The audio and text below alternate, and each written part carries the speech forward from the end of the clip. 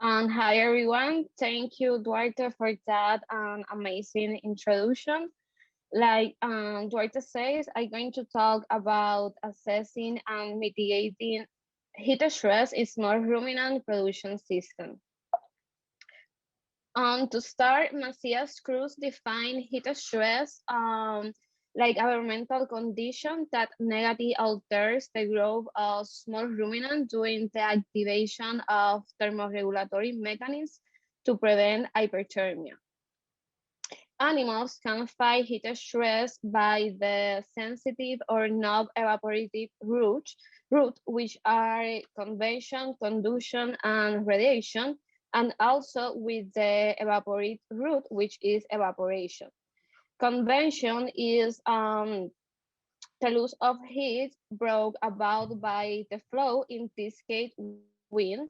Conduction is the transfer of heat from the hottest object to the coldest object, and conduction and convection are determined or are affected with the surface area of contact and also with the thickness of the object. Radiation, the animal's body lose heat via electromagnetic waves, and also evaporation is where the liquid becomes vapor. This last is affected by the air, humidity, and also with the ambient temperature. Also, I want to mention that all of these routes are determined by the animal species and also with the place where the animal is.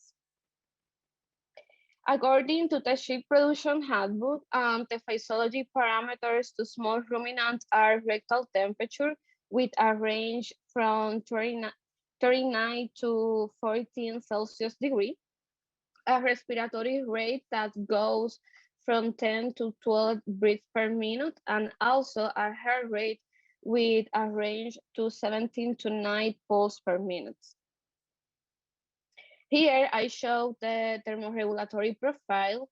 The lower critical temperature and the upper critical temperature represent the border of the thermoneutral zones. This zone is the area where you want to keep your animals.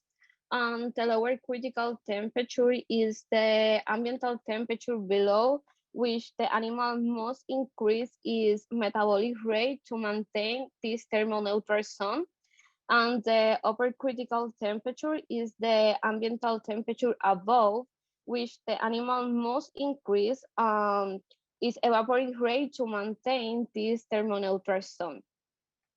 In this graphic, we can see how the line of sensitive heat loss, which like I mentioned are convection, conduction, and radiation, decrease when the ambiental temperature increase. And also we can see how the line of sensitive heat loss increase when the ambiental temperature is high. Also, at this point, the animal lose the capacity to fight with heat stress and thence occur hypothermia. That led us to biological optimal temperature, which is ambiental temperature where the animals is on average under the least amount of thermal stress with respect to such factors as health, growth, and production performance. Heat stress is a combination of a few factors. For example, it's a combination of ambient temperature of the wind and also, as super important, the humidity present in the ambient and ambiental temperature, and also the speed of the wind can affect the heat stress. When an animal is exposed to heat stress for a few hours, we can see in the body of the animals an increase of body temperature, skin temperature, sweating rate, respiratory rate, and also an increase of heart rate. Also, we can see a decrease of feed intake, a decrease of productive performance, and super important, a decrease of immune system. The temperature and humidity index is a measure that has been used for a cattle, but in a small ruminant can give us a possible diagnosis of heat stress in these animals. In this size, we have the temperature in both Fahrenheit and Celsius degree, And here we have the relative humidity in percent. We connect these two parameters of these 2 points, and then the chart say us if the animal is in mild stress, severe stress, very severe stress, or is a dead animal.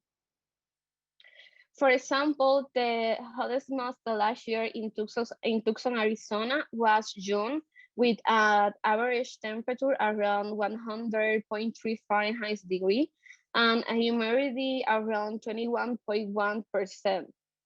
When we connect these two parameters, the temperature and humidity index was every 3, that represents severe stress.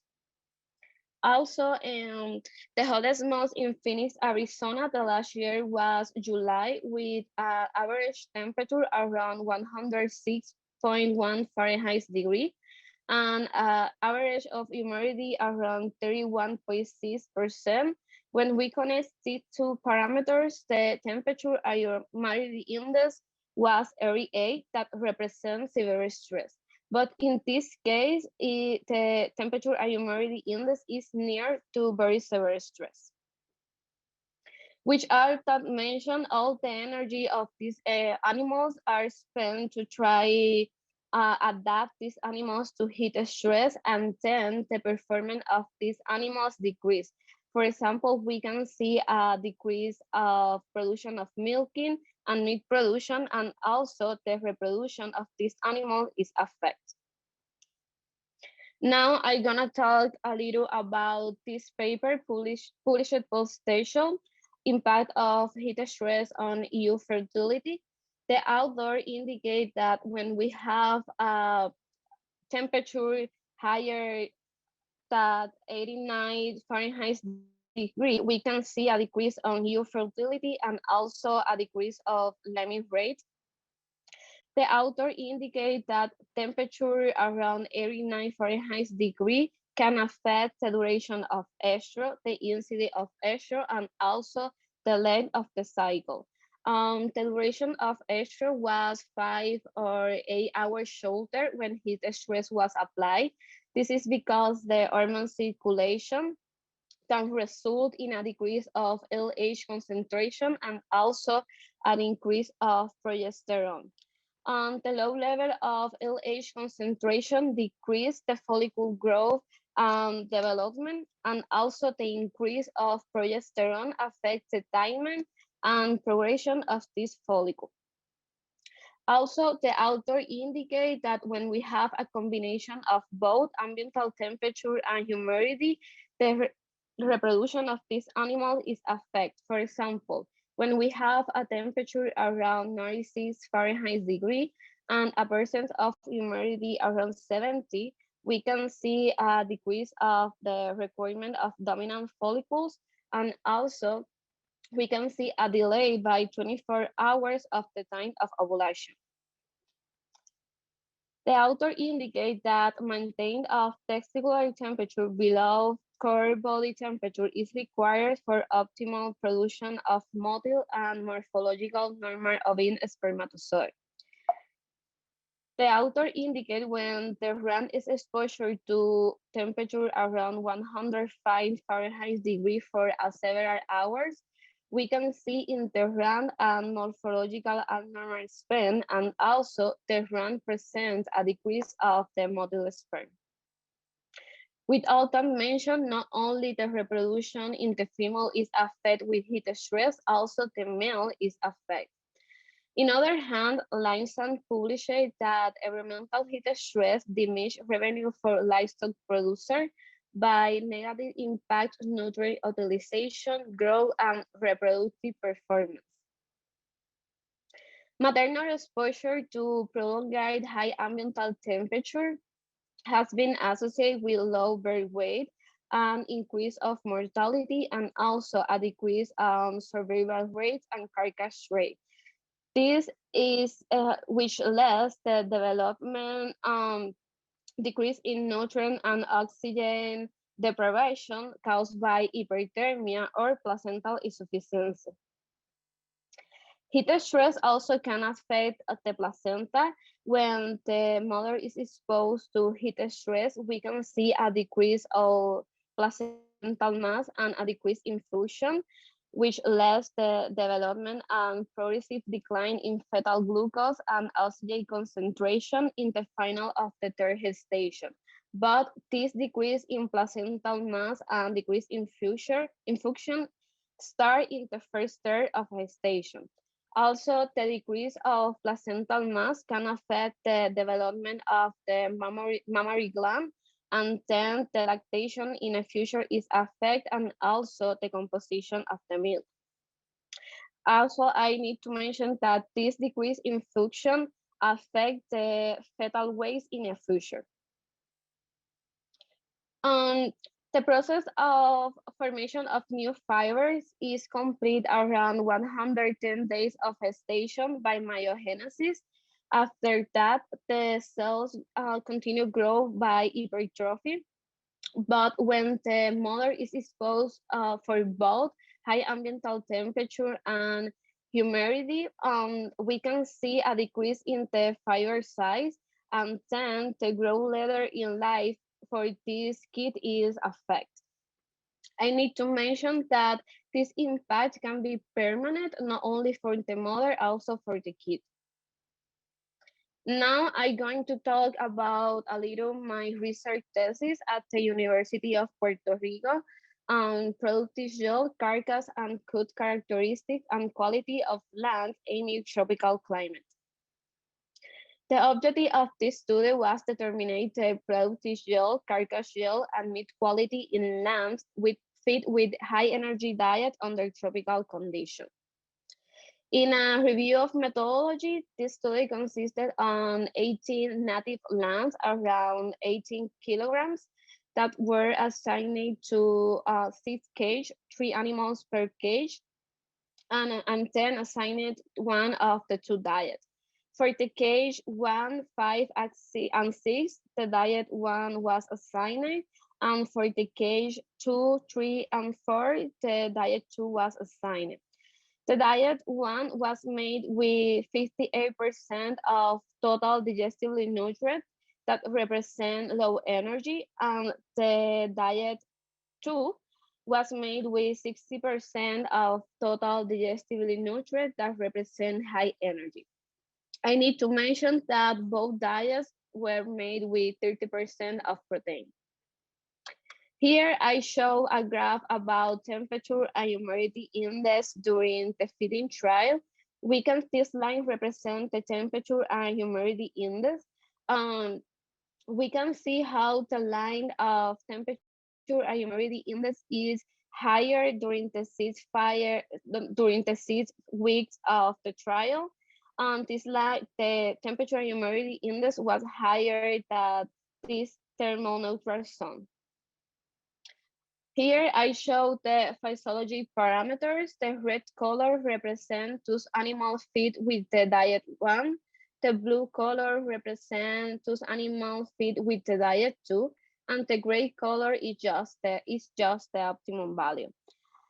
In the temperature for both diets were 39 Celsius degree, and the optimum value is 38.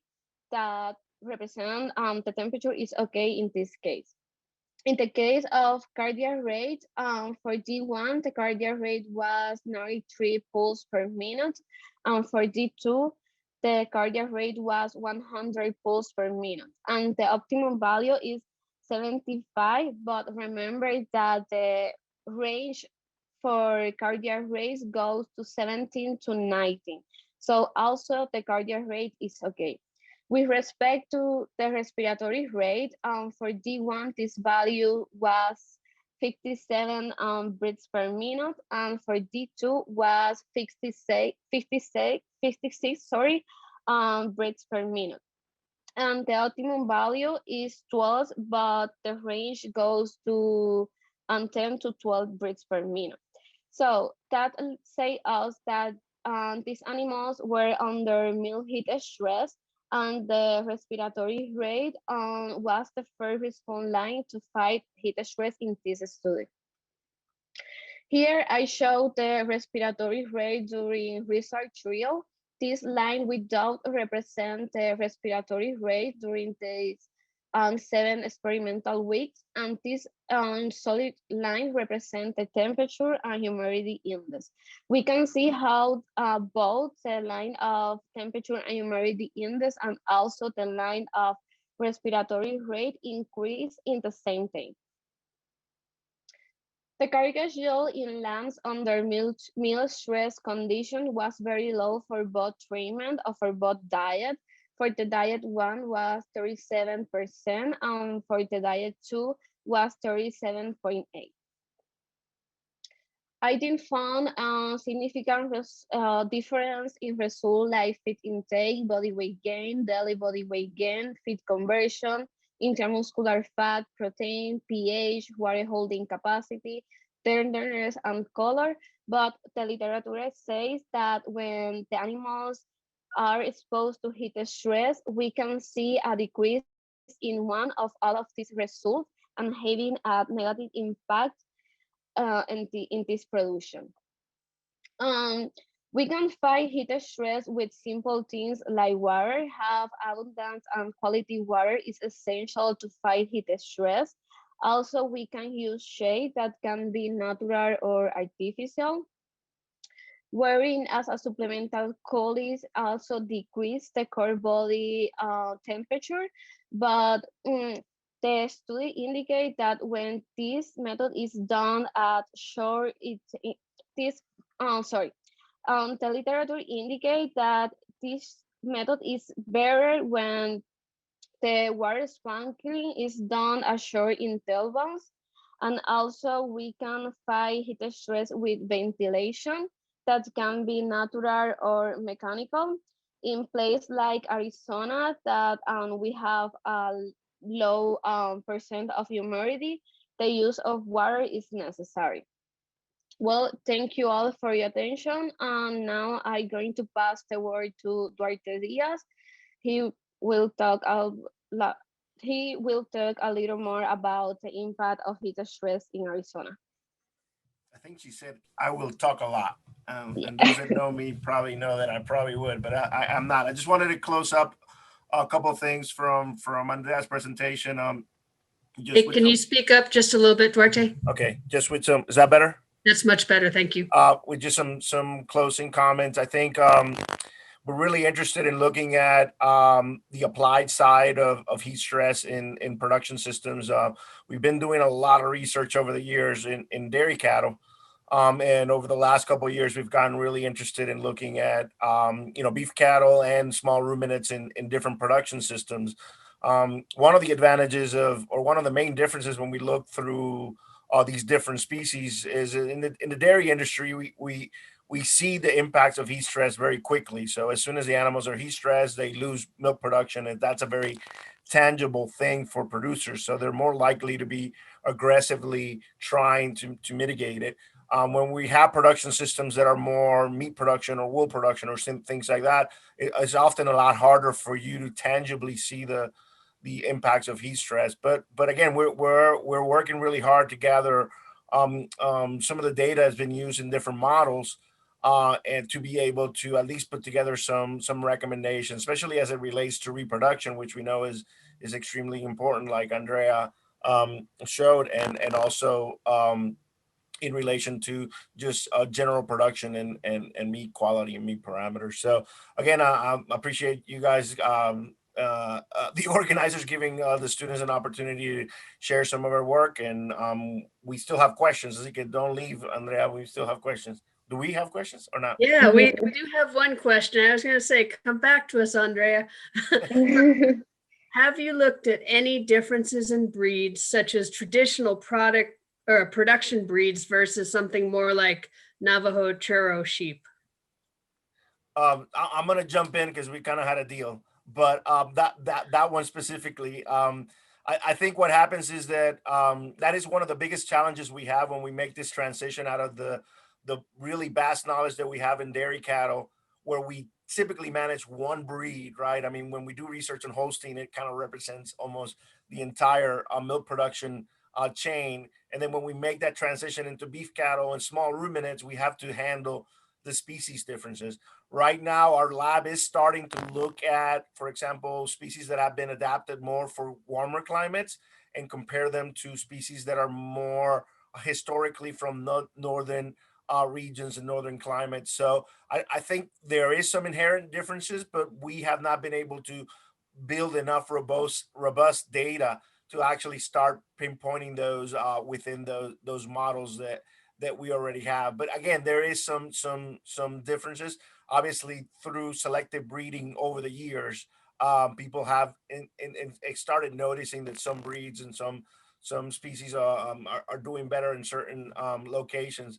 One thing I always like to tell people as a caution is that a lot of times animals that we think we're selecting for heat stress, we have to be really careful with sometimes what we could be selecting animals that are not performing at a very high level. So if you're looking at changes before it was hot to when it was hot, the animal that changes the least in our mind would be a animal that's more heat tolerant.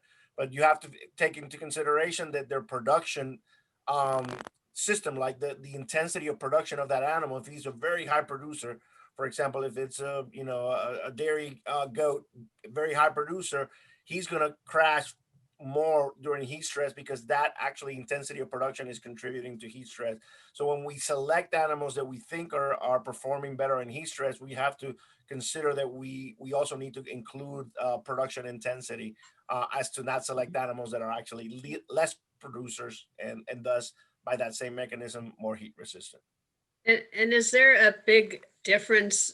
Obviously, if they're the physiological state, if they're lactating, that's going to be like the flame major. But is there a big difference between a standard mature versus a growing animal as far as how they're impacted by heat stress?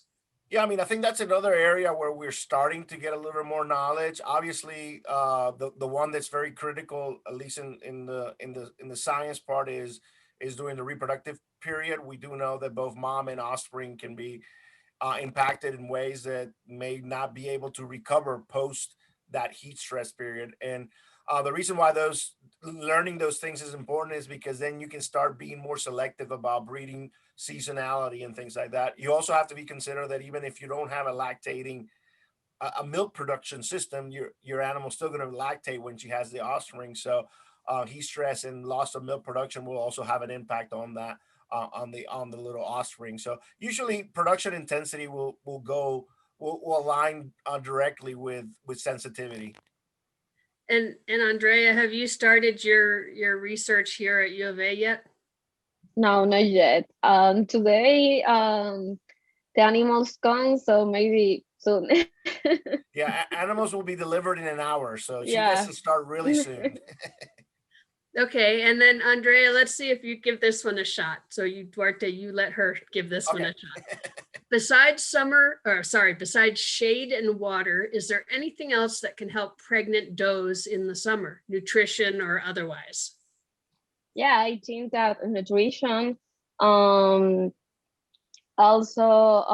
some tools like house or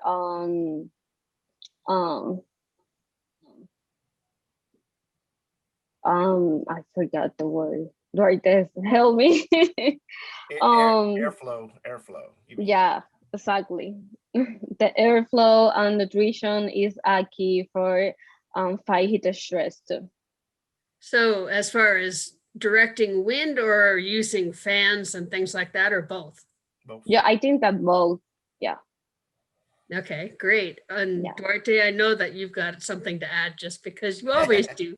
Yeah, I think there's a lot of nutritional tools out there that we've been using for obviously for the dairy side, which we've been studying for a long time. So you want to be cognizant of some of the things these animals are going through, heat stress. Be really cognizant of for example, free radicals or vitamins and minerals in that diet and their importance in that animal, helping to cope through those periods. And then you also want to think about the energy and the protein and the digestibility of that diet, right? To actually maybe reduce some of that potential heat load that the process of actually eating can produce additional heat. So along those lines that you're just talking about, can something be added to the animal's water to help with heat stress? You want me to take that? I'm throwing it out. Yeah, I think there is a little bit of research on done and using, you know, what do they call it? Sorry, mineral supplementation in water and looking at, you know, rehydration solutions and things like that. In general, what I would recommend is that the water is clean. That's the number one factor to increase water consumption. And I think it's one of the issues that I see the most in the field. We need to start with really good quality water because that's going to really motivate the animal to drink more and more often. Once you already have that covered into the system, then there's a couple of tools that are commercially available that are additives that go into the water. But again, I would start with high quality water. Okay, and we have one more coming in here. When is best for lambs in northern Arizona, 4,000 feet elevation in relation to heat or lack thereof? Yeah, I wish we had that answer right now. I think that's one of the things that we kind of want to look at with some additional data sets to make some recommendations long term. I think we would like to look at what some of the historical seasonality has been done in the past to see how effective it has been. I think obviously there are some plans that are distributed through a production system, but we would like to be able to make recommendations a little bit more on looking at the actual season there. I think one of the things that is going to be really important is that THI index that Andrea showed you that would allow us to make comparisons. Again, I actually did a really quick calculation and went and said Flagstaff, for example, because she used Tucson and Phoenix, right? But at Flagstaff in August was like 86%, 86 in temperature, but it was up to like almost 50% humidity. So that combination can be comparable to some of our, 110, 20% humidities in the southern part of the state. And I think obviously humidity contributes a lot more in that table. So as humidity goes, that the effectiveness or the capacity of those animals are going to be impacted. I think it probably call for an extension publication on some breeding recommendations based on ambient temperature and seasonality. So we'll take the challenge and hopefully we'll be able to provide something for the stakeholders in the state that at least is a little bit more science based. We'll look for that next year in person. All right. Well, the problem is it's recorded, so now I'm in trouble. Yes, right. Absolutely. So Andrea, thank you for a very nice job, and Duarte for the assist as well in the questions. We're actually still ahead of schedule here, but that's okay. Sam, do we have you up and ready? Oh, wait a minute. We got one more thing.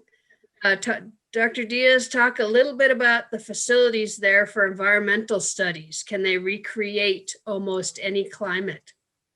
Yeah, so we have a state-of-the-art facility here at the University of Arizona where we actually have 4 heat stress chambers to do research on large animals, primarily cattle. We do beef cattle and dairy cattle research.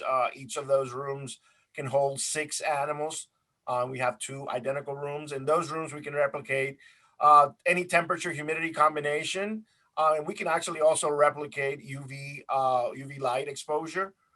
We also have an additional 2 chambers that we can hold, I think is 12 animals per room, which is designed primarily for small ruminant research. So there we do a lot of sheep research in a traditional biomedical model, but again, we can actually do production based stuff. So yeah, we have a neat facility that hopefully we can use a lot more to generate some interesting data in the future.